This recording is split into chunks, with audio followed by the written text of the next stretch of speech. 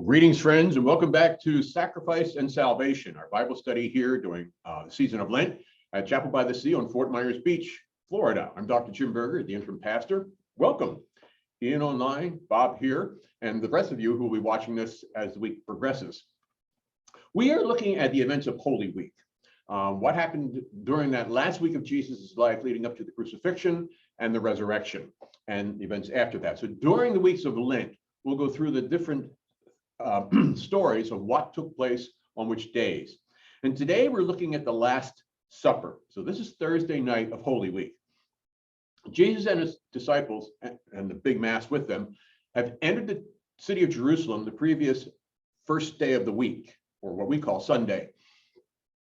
And from that point on, he was staying out at Bethany, outside the city, and coming in every day and teaching in the temple, and then returning there at night. So on Thursday, his disciples come to him and say, where shall we prepare the Passover meal? Because he's going to share that with them. And he tells them to go into the city, and they will find a man carrying a water jar and ask him, where is the room for my pastor, for my teachers, my rabbis' dinner? And he will show you an upper room. Now, the reason that's significant is men did not carry water jars. That was a woman's job. So to see a man carrying one was conspicuous.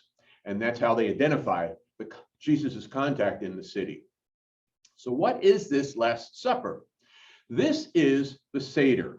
It's the Passover meal of the Jewish people.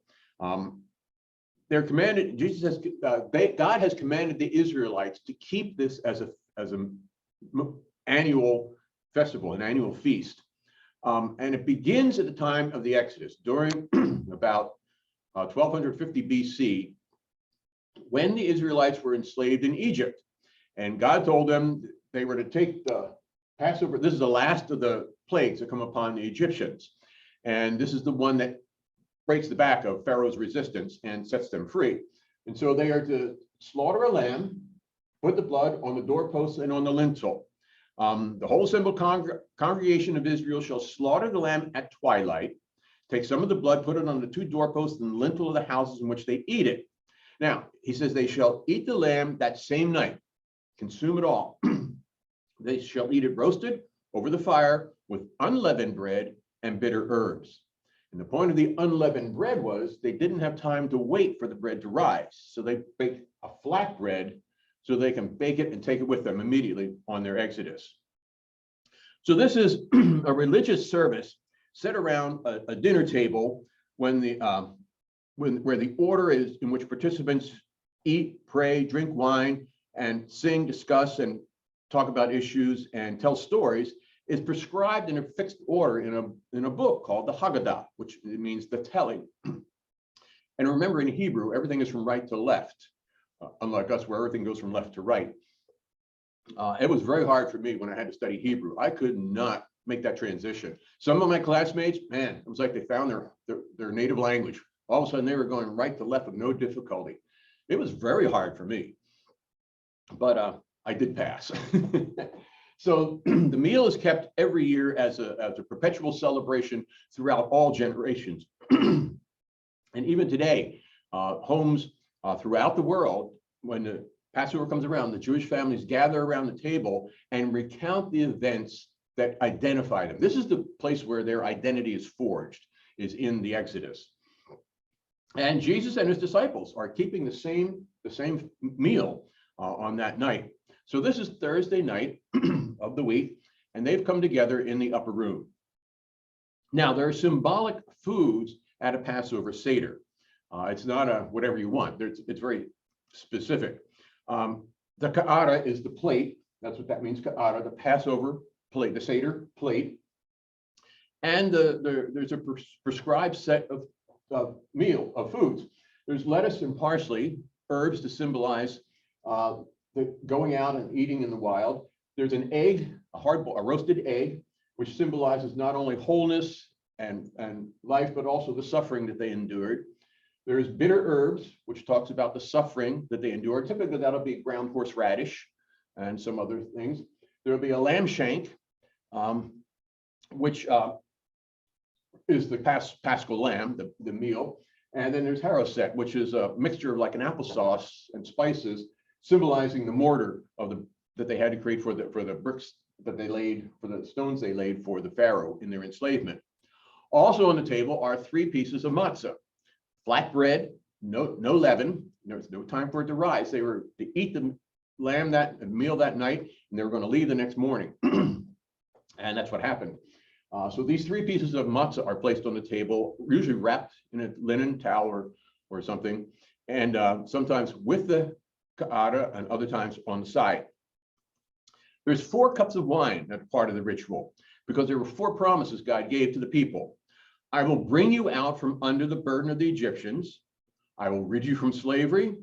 I will redeem you with an outstretched arm and with great judgment, and I will take you to me for a people. I shall be your God, you shall be my people.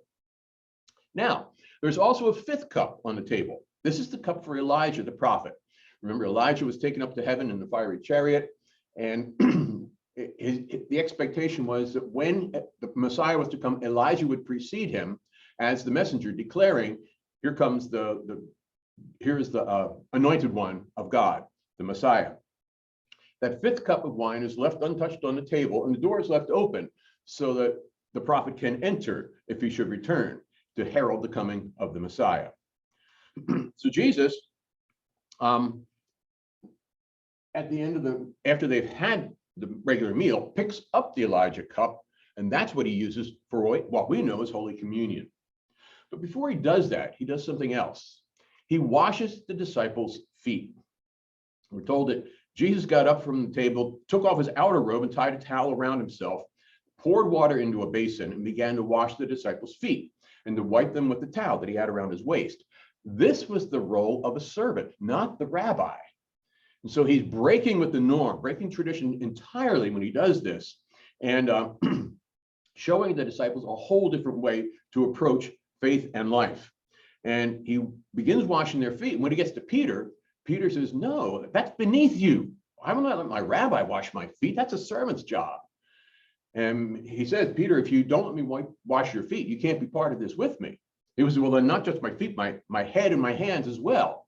And he says, the person who's already bathed doesn't need to be washed again, except for their feet, which were dirty from walking in with sandals on in dusty roads. And but he says, he explains this to them. He says, if I, your Lord, your teacher, your rabbi, have washed your feet, you also ought to wash one another's feet, because I've set you an example that you should do as I have done to you. And his point is that if I do this for you, I'm your teacher and I do this, then you should be willing to do this for one another. So he's telling them that that's the first thing he does, is washes their feet for them. Then he shocks them and he says, one of you is a traitor. One of you will betray me. This night I will be struck, and all the sheep the shepherd will be struck, and all the sheep will scatter. And he tells them, one of you who dips his hand in the dish with me this night will betray me. And they're horrified. And each of them says, no, I'll never betray you. Or is it me, Lord? Are you talking about me? And Judas looks at him and says, is it me, Lord? And he says, you've said so. And as they go on, he turns to Judas and he says, do quickly what you have to do. And Judas gets up and leaves the dinner. Nobody suspects anything wrong, because Judas is the guy that he's the treasurer. He's the purser. And so they think he's going off to get something else for the meal. But he's going off to see the priests and bring them to Jesus. So Jesus next picks up that matzah that's on the table. It's been wrapped up in 3 pieces. And he takes one, he breaks it, and he tells them, this is my body broken for you. Do this in remembrance of me. Then after they've had that, he picks up the Elijah cup. It says, this cup is the new covenant in my blood, poured out for the remission of sins. All of you drink of it. And he passes the cup around, and everyone shares in the Elijah cup. As they finish, he gives them a new commandment. The new commandment we find in John 13 is, you should love one another as I have loved you. I give you a new commandment, that you should love one another. Just as I have loved you, you should also love one another. By this, everyone will know that you are my disciples, if you love one another. Now, that may seem obvious to us, but it was a tall order for them. And he says, I want you to love one another, but here's the other thing. You're all going to desert me tonight. One of you is going to betray me. You're all going to desert me. Gee, this is a fun dinner, Jesus. He foretells Peter's denial. They're saying, no, we'll never leave you. And Peter says, no, I'll never leave you. And it is, Peter, I tell you truly, before the cock crows twice, you will deny me 3 times. And Peter says, no, even if I have to die, I will not leave you. And the others all say the same thing. All right.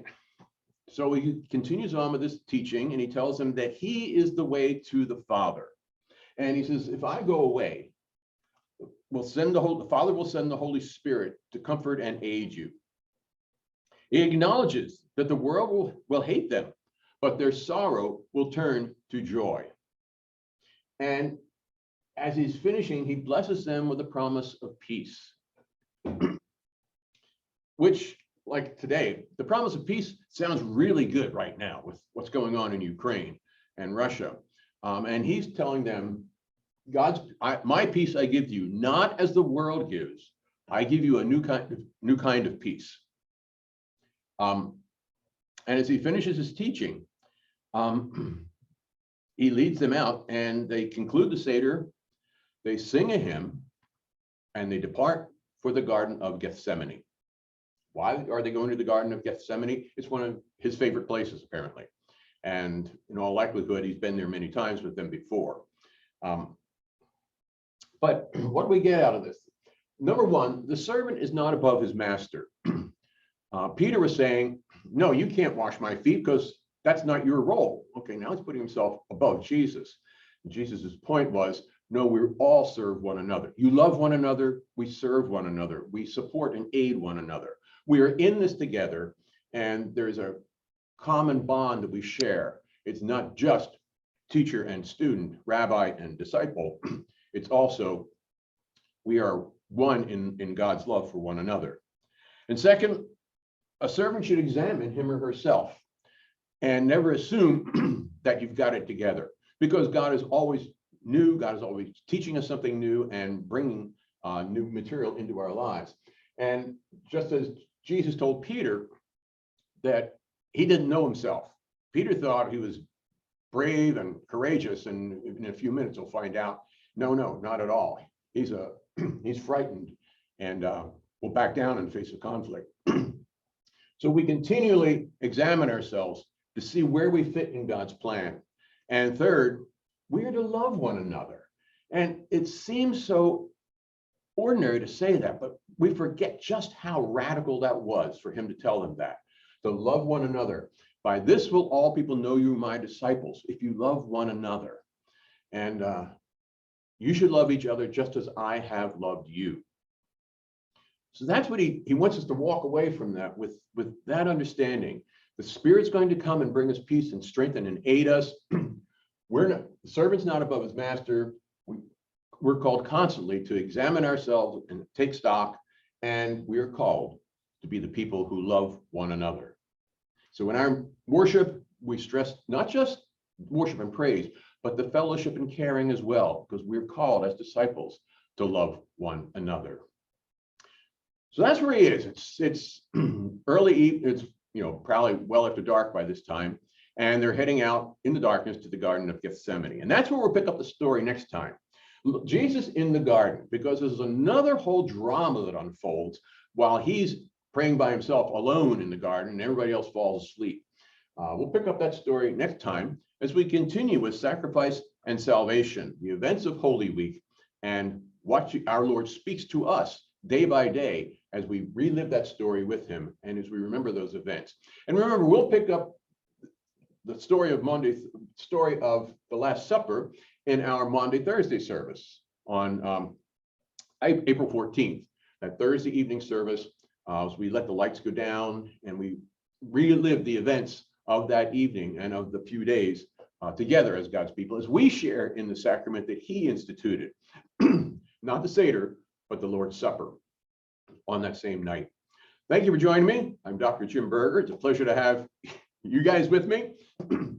And we'll pick this up again next week. God bless.